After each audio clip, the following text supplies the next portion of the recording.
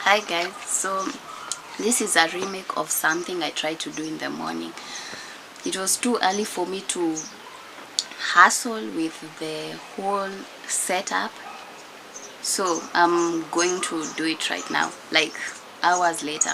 And there's something I want to read for you guys that really, it's a perspective that I've never thought of, especially if you're in a situation where you're always going through the same thing over and over again. Like for example, if sometimes this was my thinking on it, that if you are always going through the same thing over and over again, it's because you haven't learned, or you haven't received the lesson that God is trying to teach you. But here's something I read today in the morning that really surprised me, because I've never seen it that way. And it says that it talks about, someone is talking about failing, like their perception of failure, and this is the response they get: you did not fail, this is the next test, and it is a bigger one. Okay, yeah, sorry. I had to change something there. So like I was saying, this person is talking about his perception of what a failing, like he has been given a gift by God and he's using it, but he doesn't feel like the gift is making an impact according to his perception of how it should, the success or the result of using that gift should look like. And he gets this response, and it says, you did not fail, this is the next test, and it is a bigger one. You cannot go further until you have brought others as far as you have gone. Did you get that? Then it goes on to say, so he asks, so I must go through the same trials again? And the response is yes, but they should be much easier for you this time though. The journey will likely be more difficult. He asks, how will the trials be easier but the journey more difficult? I asked. It will be easier because you will not forget to drink the living water. It will be harder because you will have this with you. And he points out to the people getting off the ship. So the people getting off the ship are the people he's supposed to help get to the mountain. So the mountain is like God's sanctuary, or God's deepest, it's like an implication of, it's a symbolism of God's deepest place. And it's so crazy because all my life I've always thought that when you keep going through the same thing over and over again, it's probably because you haven't learned the lesson. But isn't it funny that sometimes you're going through the same things because you've already gone through it and you've become strong in it, and God has called you to bring up people also to get through the same situation. And that's a very crazy perspective. Like, it makes you let go of this burden that you're carrying a weight, or you're unchanging. You get what I'm trying to say? Another one I wanted to talk about is this one that says, the battles you fought with yourself were also important. So he's asking basically about every trial he's gone through, like the wars. I'll just start it off from up above so that you can have a storyline behind it. And he's talking to this person and he's saying, I have been fighting battles my whole life, I offered. Most of them have been with myself, as you have again helped me to see. I would much rather be fighting for the mountain. So the mountain is the goal where he wants to get to. Fighting, so he goes on, fighting on the mountain was hard. Climbing it was hard. Seeing what was in the heart of it was hard. But it was also the best time of my life. I am so glad to be going back. And the other person replies, so this is like a divine being who is answering or guiding him through this new journey. And he responds, the battles you fought with yourself were also important. If you had not fought those, you will not be here now, the voice explained. And this brings into perspective something that has been on my mind lately. And it's about how, you know how you can go through something over and over again until it gets to a point, like let's say for example criticism. Maybe let's say like a month ago the criticism used to get to you. Then let's not use a month ago, let's use like you've been going through the same criticism for years, over and over and over again. And then you start noticing that every time you go through a new criticism, you can even pass amongst people who are negatively criticizing you, because there is a positive criticism. You can walk amongst people who are criticizing you in the midst of them, and it doesn't bother you anymore. Like that's the battle. For me, I feel like this is something that can relate very well to the battle you fought with yourself, because sometimes we think the battles that are important are the ones that you have fought or that you're fighting externally. You get, like the things that are out of your control. But most of the times the things that are most powerful are the things you're fighting within yourself to overcome, the things you have, you know, the battles and the wars that you have fought within yourself. When you evolve, that's like a win in within yourself. It's like you've won a battle or a war within yourself, so it pushes you to go to the next level. And I remember, I don't know if I've mentioned this, but there's something that I read, a quote Oprah said: if you are afraid of either people talking about you or people criticizing you, you are not ready for success. And you know, a lot of times there is this word that says that sometimes the things you're going through is an issue about yourself, but sometimes the issues you're going through around you, and it's so common, and you're the common denominator of being the object of the backlash, being the object of like just unnecessary and pettiness being thrown at you. Sometimes it's a sign that you're going somewhere, like you're being prepared for something greater, and that God is pushing you to a higher level of thinking, a higher level of knowing how to react to situations. And there is something else I want to talk about. Most of the time my stuff, for the people who listen, I'm going to be real, because we are not here like to pretend to be something that we are not, as I always say. Sometimes they some of the art pieces that I have created, that, you know, I've used the gift God has given me to create, have been inspired from a place of being in a negative space and trying to create a positive thing out of it. And I get that it's not a necessity for me to create it, you get, but sometimes I look at it like this: there is probably someone out there in life who is going through maybe a similar situation, or who can relate to that art piece. And that one thing that I say, even when I did not need to say it, will help them get over it.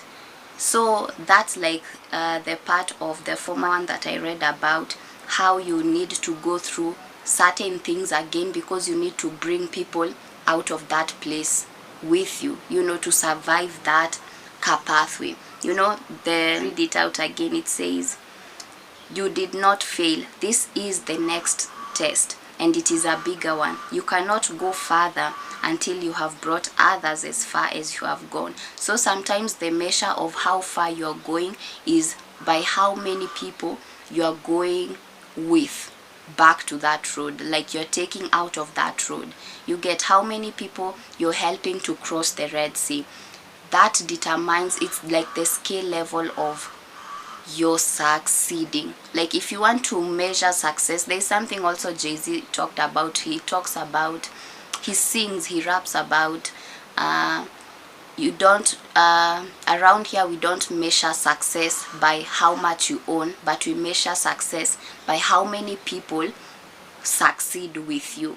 You get, so it's like if you're succeeding alone, that's not success, because like what's the point if you're the only let's say for example, if you're the only billionaire in your circle and the other people are strugglers? Like what's the point? How are you enjoying? Isn't it like better when you're turning up and everyone is turning up with you at the same level? So that's what this teaching was for me. It was like an aha moment where I'm like, oh, so tests and trials sometimes, they are not about you not getting the lesson.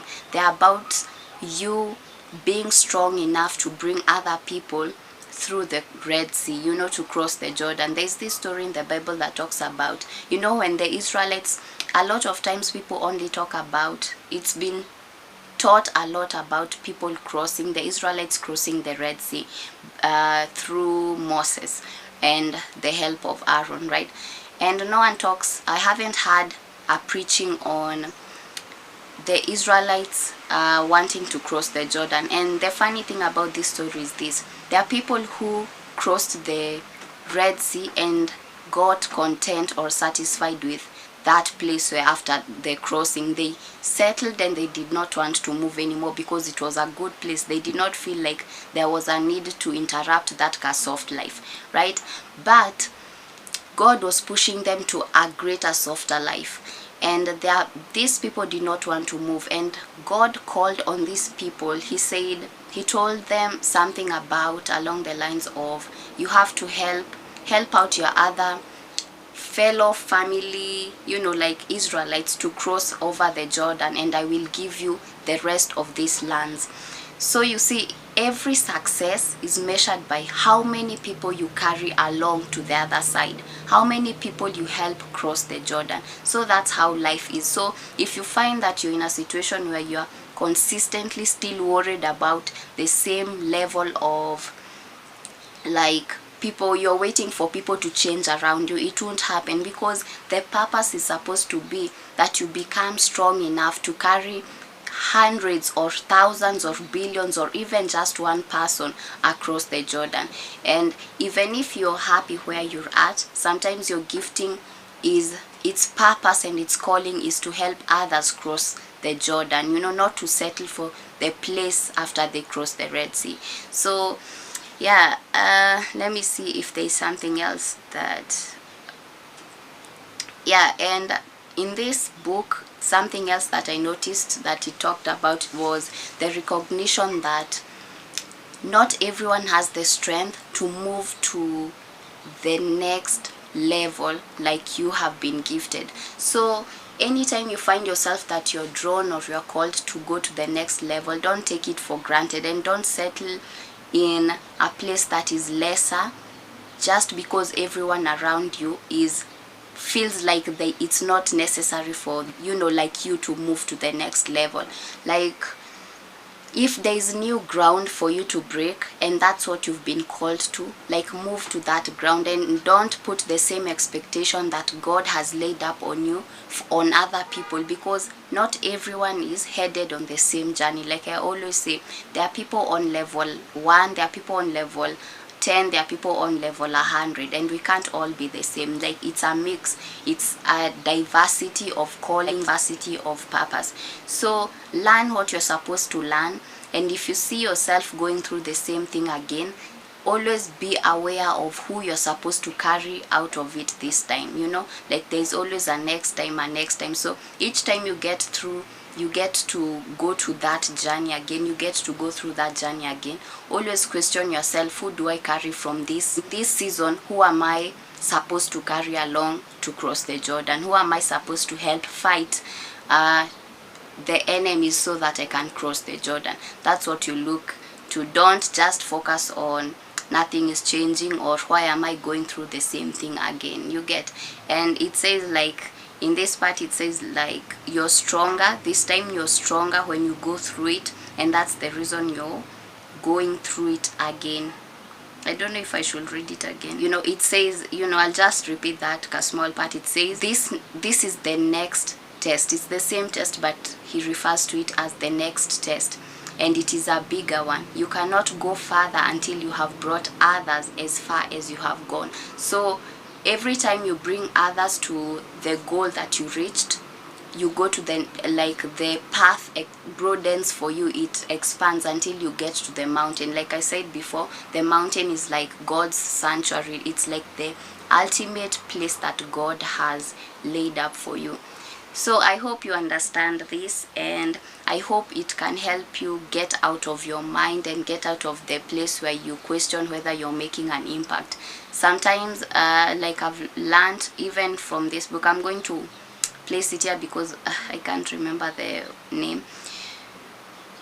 Sometimes you can question your level of impact on others, and even that I've realized from reading this book that it's not a positive thing. It's also an egoistical and prideful thing that can make you be